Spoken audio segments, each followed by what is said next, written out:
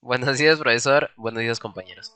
El día de hoy vamos a exponer lo que sería nuestro proyecto de Biela Manivela, encargado por mi persona, Joshua David Hilarion Arias, Christopher Hidalgo Tenorio, José Díaz Rodríguez Puma y Brian Escudero. Comenzaremos hablando de la cinemática. Como recordarán, la cinemática es una rama de la mecánica clásica que estudia las leyes del movimiento de los cuerpos sin tener en cuenta las causas de las cuales la producen. Es decir, nos enfocaremos en describir el movimiento, el desplazamiento, la velocidad y la aceleración, todo ello en función del tiempo. Para entender el movimiento es fundamental recordar que la velocidad es como cambia su posición con respecto al tiempo y la aceleración es como cambia la velocidad también con respecto al tiempo. Ahora, apliquemos todo esto al mecanismo de biela-manivela que tenemos al frente. Tenemos una manivela AB, una biela BC y una corredera, de las cuales realmente nosotros tenemos una longitud de manivela, una longitud de biela y los diferentes ángulos de manivela, biela y la corredera que suele estar en las abscisas X. Nosotros nos basamos por la cual serían las ecuaciones de movimiento, de la cual nos dice que es la longitud de manivela por el coseno de ese mismo ángulo más la longitud de biela por el coseno de ese mismo ángulo es igual a la corredera o a la posición S. Y la otra ecuación de movimiento nos dice también que la longitud de manivela por el seno de teta es igual a la longitud de biela por el seno de phi. Una vez tenemos esto, al principio dijimos que nosotros nos encargamos de poder identificar o de resolver, aparte del movimiento, sacar las velocidades. Entonces, las ecuaciones geométricas del mecanismo, al ser derivadas respecto al tiempo, nos dan las ecuaciones de velocidades. Estas ecuaciones implican las velocidades angulares y las dimensiones que puede tomar.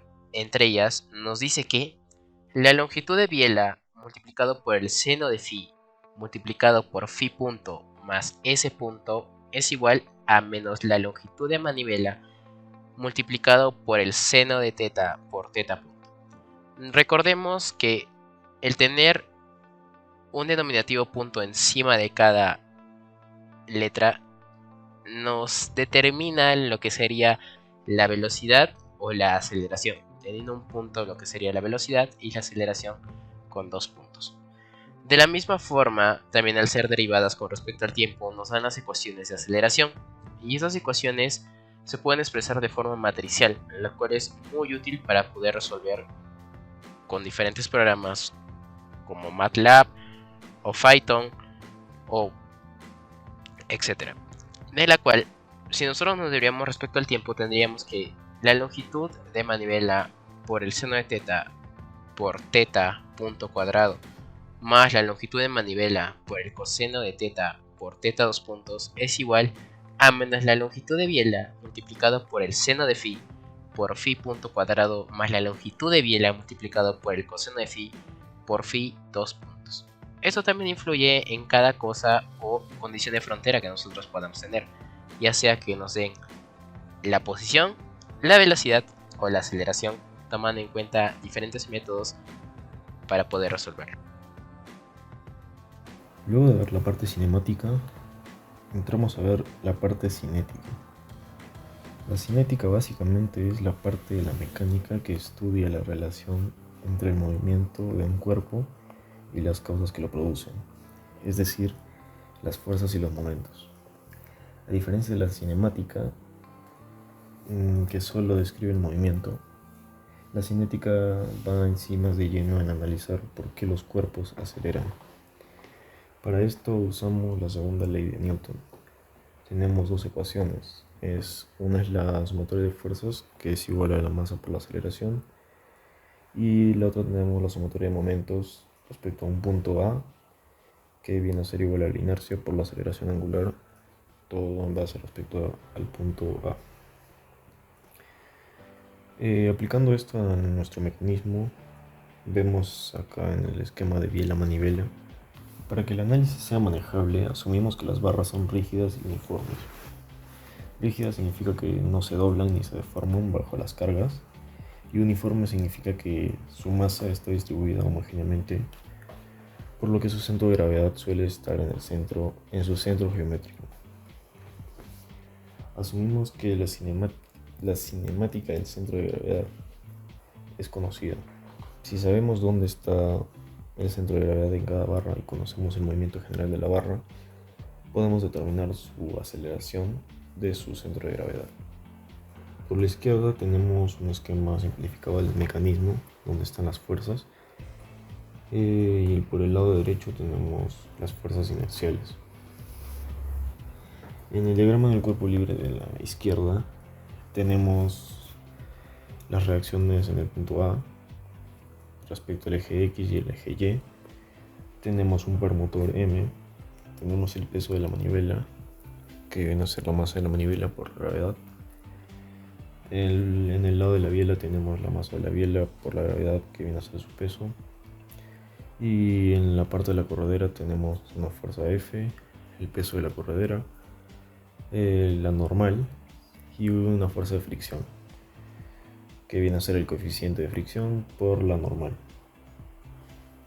Luego en la derecha tenemos las fuerzas inerciales, que para la manivela tenemos la masa de la manivela multiplicado por la aceleración de la manivela respecto al eje Y.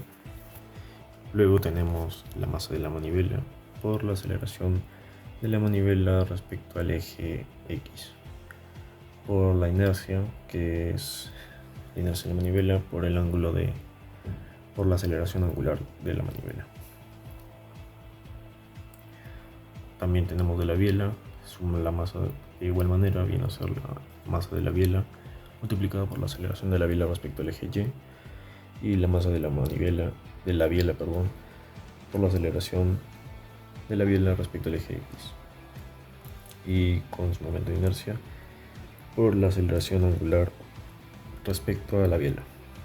Si analizamos cada cuerpo por separado, tendremos más ecuaciones y más incógnitas, como las fuerzas internas en los pasadores de B. Tendríamos una reacción en Bx y una reacción en By, y de igual manera las reacciones en C, teniendo una reacción en Cx y en Cy. Tenemos que analizar entonces cada cuerpo por separado, por lo que hacemos un diagrama de cuerpo libre individual, aplicando la ley de Newton a cada uno para así obtener un sistema de ecuaciones que nos permite encontrar las fuerzas desconocidas. Primero lo que hacemos es hallar fuerzas en la manivela. La manivela en sí es la barra que usualmente recibe el movimiento de entrada. En la parte de la izquierda tenemos el diagrama del cuerpo libre donde están las fuerzas. Tenemos las reacciones en A y en Y, el momento que se genera, el ángulo de la manivela, el peso de la manivela, la reacción en B y la reacción en B respecto al eje Y en B respecto al eje X. Y por la derecha tenemos las fuerzas inerciales, la masa de la manivela por la aceleración de la manivela respecto al eje y la masa de la manivela por la aceleración de la manivela respecto al eje X, por la inercia de la manivela y la aceleración angular de la manivela. Lo que hacemos acá es aplicar en la ecuación la sumatoria de fuerzas en X, igualarlas a la masa por la aceleración, las aceleraciones respecto a X, y en la sumatoria de fuerzas en Y igualamos a la masa por las aceleraciones respecto al eje Y. Luego hacemos una sumatoria de momentos en el punto A y las igualamos a las inercias por las aceleraciones angulares respecto a este punto. En la sumatoria de fuerzas en X tenemos la reacción de AX más la reacción de BY, le igualamos a la masa de la manivela por la aceleración de la manivela en X. En Y tenemos la reacción en AY más la reacción de BY menos el peso de la manivela, que viene a ser la masa de la manivela por la gravedad, y lo igualamos a la masa de la manivela por la aceleración de la manivela respecto al eje Y. En el momento en A también hacemos lo mismo,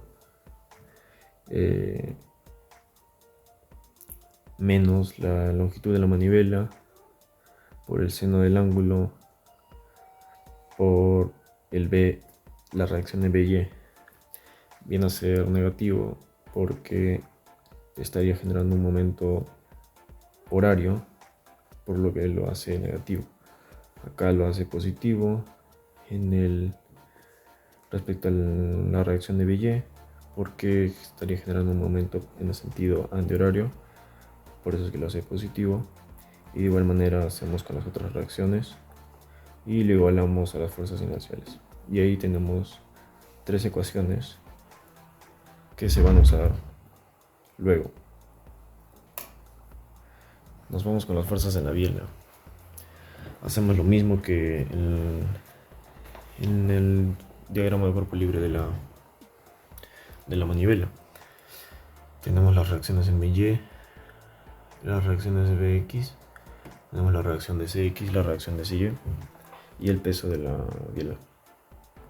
Hacemos el mismo procedimiento anterior en la manivela y obtenemos otras 3 ecuaciones más. Y solamente nos faltaría las fuerzas en las correderas.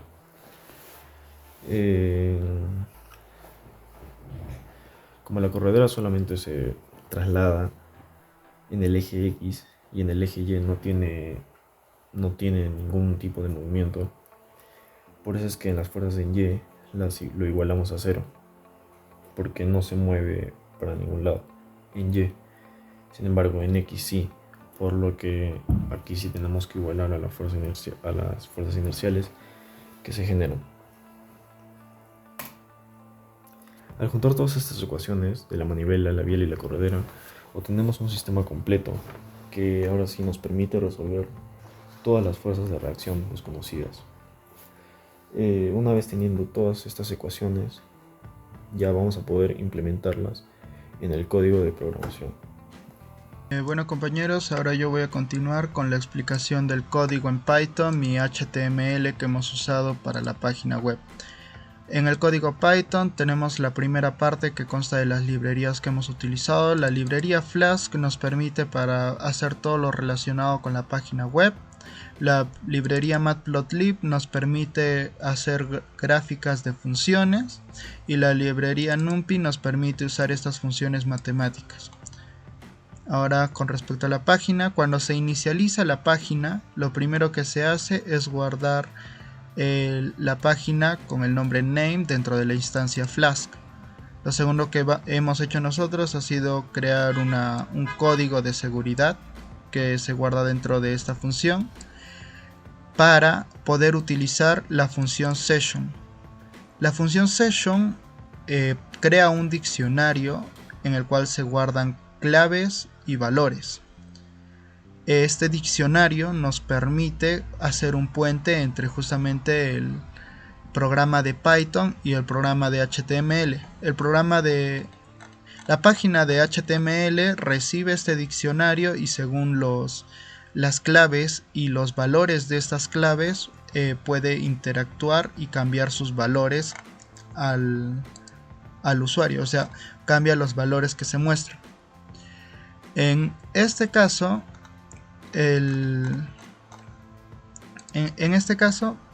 al iniciar el programa hemos puesto que, bueno, primero la ruta principal es esta de acá, se marca con un slash y los métodos que utiliza son get y post. Esos métodos indican que el usuario puede enviar o recibir formularios. Cuando se inicia la página, se inicia siempre con una función. La función de la página principal es la función index. Hemos iniciado con dos condiciones: que justamente cree estas claves en caso de que no existan si ingresamos por primera vez a la página, y que les asigne el valor de falso. Estas claves son claves testigo, nos permiten saber si hemos antes de reiniciar la página se ha presionado el botón de mostrar la tabla o el botón de mostrar la gráfica.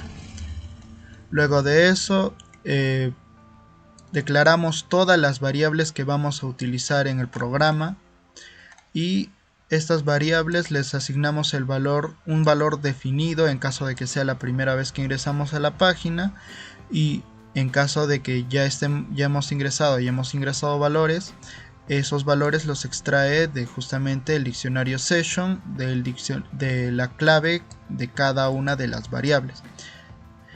En este caso, justamente casi todas las variables la ocupan los datos de entrada, como podemos ver, y el resto de variables son variables que hemos utilizado para poder manipular el programa.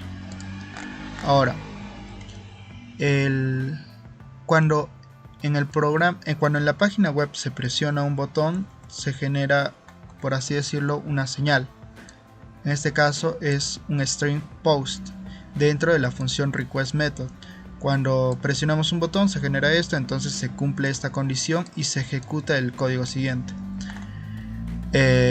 Cuando se presiona un botón, lo que hacemos es inmediatamente, si hemos modificado cualquiera de estos valores a cualquier número, recoger los valores guardados en estas casillas. O sea, acá pongo un número y acá cuando presiono el botón calcular, mostrar o graficar, lo que hace es recoger los números que he puesto en estas casillas y guardarlas dentro de las variables que vamos a utilizar. Después de guardarlas en las variables, las variables las guardamos en el diccionario session. ¿Para qué? Para que si reiniciamos la página, esos valores se muestren nuevamente en la primera parte que hemos creado, que es justamente la declaración de variables que utilizan las claves de los diccionarios. Entonces regresamos. Después de las claves, ya lo que nos interesa es saber qué botón se ha presionado, si se ha presionado el de mostrar tabla o el de gráficas cinemáticas. En el caso de que se haya presionado el botón de mostrar tablas, se procede a los cálculos. En este caso, estos tres condicionales me sirven para hacer los cálculos de las posiciones, dependiendo de cuál ha sido mi entrada de posición inicial. Si he presionado θ como posición inicial, se ejecuta este código para calcular φ y s. Si he presionado φ como valor inicial, se ejecuta este código para calcular θ y s. Y si he presionado s como valor inicial, se ejecuta este código para calcular φ y θ. Para el cálculo de velocidades, como se explicó antes en el planteamiento matemático cinemático del problema, justamente utilizamos dos matrices para resolver este problema. En este caso resulta útil utilizar la matriz porque podemos asignar la tercera línea como 0, 0, 0 y dependiendo de qué valor inicial de velocidad se haya ingresado, se cambian estos valores de aquí. Si se ha ingresado θ, se cambia este valor; si se ha ingresado φ punto, se cambia este valor; y si se ha ingresado s punto, se cambia este valor. Después de justamente indicar qué valor inicial se ha ingresado de velocidad, lo que hacemos es calcular estas matrices y con eso podemos obtener las tres velocidades iniciales. Luego, para el cálculo de aceleraciones es algo similar, las dos matrices que ya están planteadas. Aquí, según el valor inicial, se llena uno de estos tres campos. Si es θ 2 puntos el primero, φ 2 puntos el segundo y s 2 puntos el tercero. Después de llenar ese campo, ya se puede resolver la matriz y se pueden calcular las tres aceleraciones. Después de calcular todas las posiciones, velocidades y aceleraciones, las acomodamos en esta lista de datos y a esta lista de datos le hacemos ciertas modificaciones. Hacemos que los datos solo sean flotantes y tengan un máximo de 4 decimales. Luego los guardamos nuevamente en sus correspondientes variables. Ahora, para el cálculo cinético, que también se ha hecho el planteamiento matemático cinético, hacemos lo siguiente: copiamos todo lo que hemos planteado y utilizamos estas dos matrices que justamente ya se han mostrado. Ahora, para esto, igual que en el caso cinemático, según si hemos ingresado momento o fuerza como parámetro inicial, se van a rellenar estos dos últimos valores. Si es momento, este penúltimo, y si es fuerza, este último. Y luego podemos resolver las matrices. Resolvemos las matrices y después podemos recoger las variables, las reacciones a x, a y, bx, by, todo lo que hemos planteado. Estas reacciones las guardamos como variables dentro de una lista llamada valor. Luego creamos otra lista que va a ser la incógnita, que está lleno de las etiquetas en formas de string de las variables que tenemos aquí. Ahora esta tabla cinética la guardamos dentro de una lista, este zip lo que hace es reordenar las variables. Lo guardamos dentro de una lista para luego guardarlo dentro de una clave que va dentro del diccionario session, para que justamente al reiniciar se sigan conservando estos valores, y además para que este diccionario al final se pueda enviar al código HTML y en el código HTML se pueda mostrar esa tabla. En caso de que no se pueda resolver las matrices planteadas, se ejecuta este código que simplemente envía una lista vacía y luego en el HTML se indica que no se pudo calcular, porque justamente en algunos casos no se cumplen ciertas restricciones y para que la página no deje de funcionar simplemente se envía una lista vacía. Ahora, para la creación de las tablas, acá ya se creó la tabla cinética como vimos. Ahora la tabla cinemática. Simplemente recogemos los datos, los almacenamos en un grupo para θ, un grupo para φ, un grupo para s. Esto lo reordenamos con el comando zip y lo agregamos a una lista que va a ir dentro de la variable tabla. La variable tabla la guardamos dentro de la clave tabla y la guardamos dentro del diccionario session. Ahora hay un caso especial con estas tres variables. Estas tres variables las guardamos aparte también dentro del diccionario session, cada una con su respectiva clave, porque luego se van a utilizar para la gráfica para la gráfica cinemática. Eso se va a ver más adelante. Ahora, finalmente, en caso de que el botón que sea presionado sea el botón de gráfica, el testigo se guarda dentro de la clave mostrar gráfica como verdadero. Después de revisar cada uno de los botones que han sido presionados y de haber presionado cualquier botón, lo que hace es inmediatamente reiniciar la página. ¿Por qué? Porque en caso de que presionemos un botón, esta acción se guarda dentro de request form con la string del botón que hemos presionado. Si presionamos un botón y no reiniciamos la página, este botón se queda como que ha estado presionado en todo momento. Y como está presionado en todo momento, si cambiamos acá alguna casilla, algún dato y volvemos a presionar ese botón, no se va a reiniciar la página o no va a calcular lo que tiene que calcular, porque todo en ese momento ya está como activado el botón. Entonces lo que tenemos que hacer es reiniciar para que el valor del botón se vaya desaparezca del request form y justamente sea presionable nuevamente.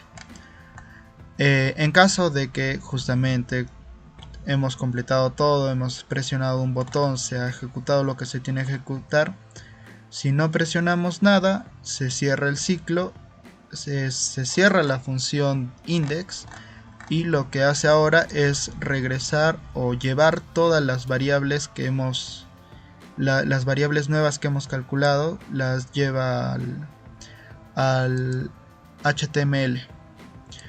Esto lo lleva en forma de diccionario. Todo esto es un solo diccionario, por ejemplo. Es un diccionario con la clave index HTML. Acá están todos los valores que hemos calculado y también θ, θ1, θ2. Ahora, para la parte de los gráficos, justamente acá dijimos que cuando presionamos gráficos simplemente el testigo pasa a ser verdadero. ¿Qué es lo que pasa en HTML? En HTML que tenemos la estructura acá de los estilos, luego acá de las entradas. Estos son los botones y esta es la sección de la tabla cinemática, la sección de la tabla cinética y esta es la sección de la imagen. En la sección de la imagen, cuando el testigo de mostrar gráfica está justamente en verdadero, se ejecuta este código de aquí del HTML, que es la imagen llama a la fuente que está en la ruta gráfica.png. Esto se puede ver aquí. Como llama una ruta, lo que pasa es que ahora se va a ejecutar la siguiente ruta, que es la que hemos creado con el mismo nombre de la ruta que hemos llamado, que es gráfica.png. Como ya sabemos, cuando se crea una nueva ruta o cuando se tiene otra ruta, esta siempre tiene que iniciar con una función. En este caso, la función de gráfica, lo primero que hace es llamar estos tres valores que están guardados en session. Estos tres valores ya se explicó más arriba, justamente son estos de aquí. ¿Dónde están?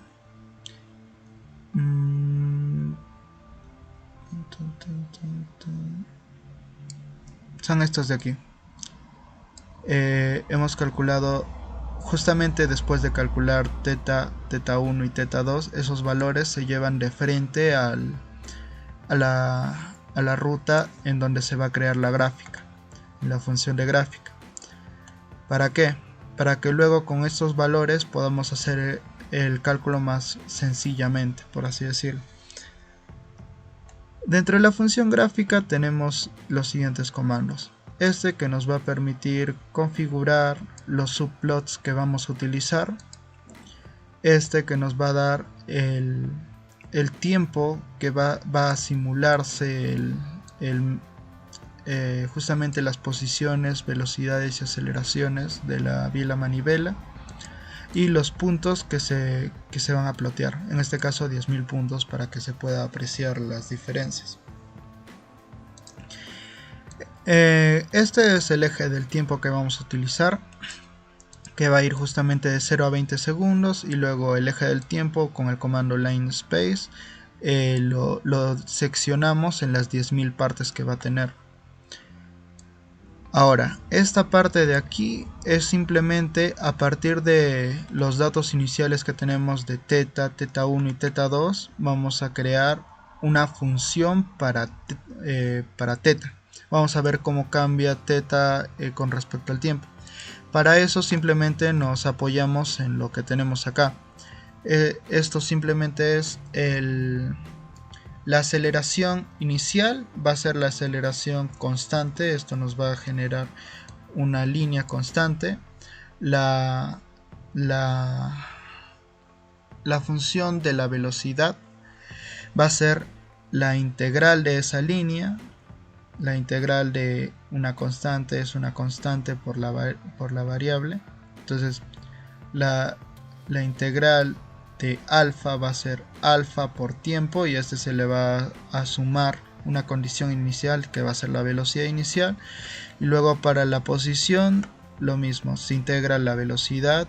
La integral de esta ecuación es simplemente a alfa de t, la integral es alfa por t cuadrado entre 2, la integral de w0 es w0 por t, y se agrega una condición inicial que es la posición inicial. Acá, como podemos ver,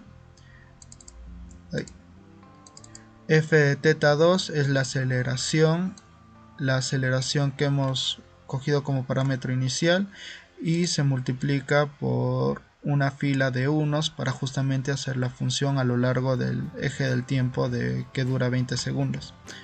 Luego esa función se integra, queda la velocidad inicial por la aceleración por el tiempo. Luego volvemos a integrar y la posición queda como la posición inicial más la velocidad inicial por el tiempo más un medio de la aceleración inicial por el tiempo al cuadrado. En este caso hemos hecho este arreglo de pasar de grados a radianes para que justamente concuerde con las unidades que tienen estas otras dos partes de esta ecuación, y luego después de calcular todo esto junto, la volvemos a llevar a grados para poder mostrar en grados la función. Ahora, estas funciones que tenemos aquí, con esto que hemos generado aquí, ya podemos crear las primeras tres gráficas. La gráfica de la posición, la velocidad y la aceleración de θ. Aquí vemos este arreglo es simplemente para agregar las funciones a su respectiva posición. Como son subplots, vamos a tener 9 subplots de las funciones. Estas 3 primeros subplots se agregan en la parte superior. Para crear los siguientes subplots, generamos primero listas vacías de esas funciones que vamos a hacer. Vamos a calcular la función de phi 1, de phi 2, de phi s punto y phi s 2 puntos. Para calcular estas funciones nos apoyamos en las primeras 3 funciones que hemos calculado de la posición, la velocidad y la aceleración de θ. ¿Qué hacemos? Cada uno de esos puntos lo llevamos a una nueva función que es de cálculo rápido, que se basa en la función original del cálculo cinemático. Es esta de acá. Esta es la función cálculo rápido. Recoge las variables que ya conocemos de la longitud de manivela, la longitud de la biela y la excentricidad, y luego, como ya tiene como valores iniciales θ, θ punto y θ 2 puntos, ya no hay necesidad de hacer condicionales. De frente se calcula las otras 2 posiciones, se calculan las 3 velocidades y se calculan las 3 aceleraciones. Entonces esta función es llamada 10.000 veces. ¿Por qué? Porque son 10.000 puntos. Para cada punto de la función de θ se crea un punto para la función phi y para la función s. Y simplemente con este comando ya se rellenan las funciones que tenemos aquí. Estas funciones .append justamente nos permiten que cada que se genera se ejecute el código de cálculo rápido, los resultados se almacenen aquí y se vayan colocando uno tras otro para poder almacenarlos y luego hacer funciones. Después esas funciones simplemente las metemos en estas 3 listas para poder utilizar un bucle for para acomodarlas fácilmente y rápidamente.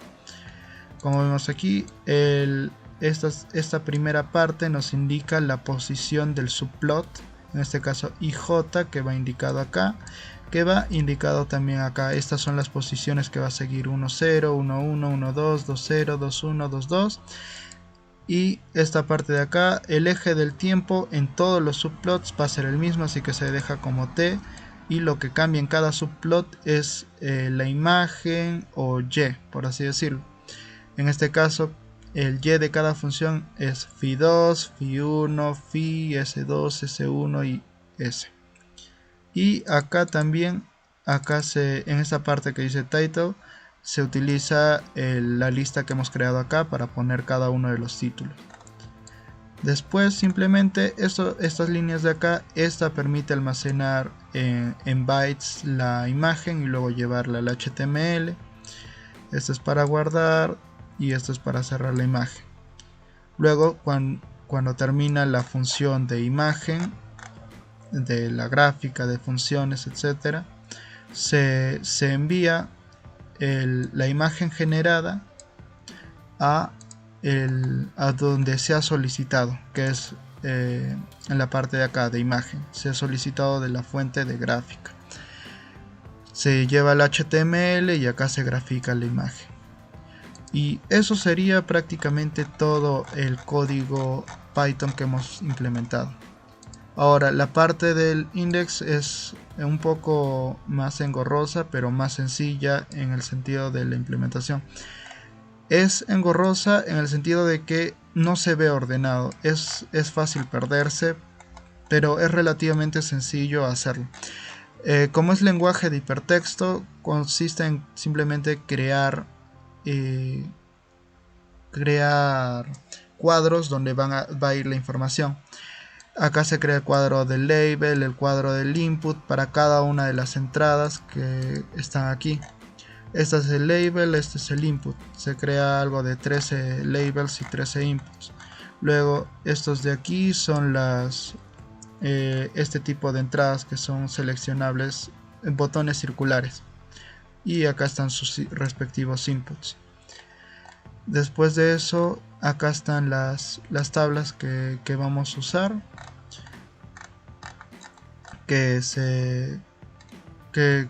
estas tablas se utilizan para justamente hacer más fácil o más estético el ordenamiento de los datos para que se vea alineado. Y acá más abajo están esto es para la selección de momento o fuerza. Estos son los botones y acá están las tablas. Esta es la tabla cinemática y esta es la tabla cinética. No, esta es la imagen. Esta es la tabla cinética y esta es la tabla cinemática. Eso sería todo con respecto al código Python y al código HTML. Gracias. Antes de terminar, una muestra de justamente que el programa funciona. Cuando presiono el botón de gráficas cinemáticas, acá se ejecuta y se grafica. Se puede cambiar, etcétera, etcétera, y van a cambiar los resultados al presionar un botón. Listo. Eso sería todo. Gracias.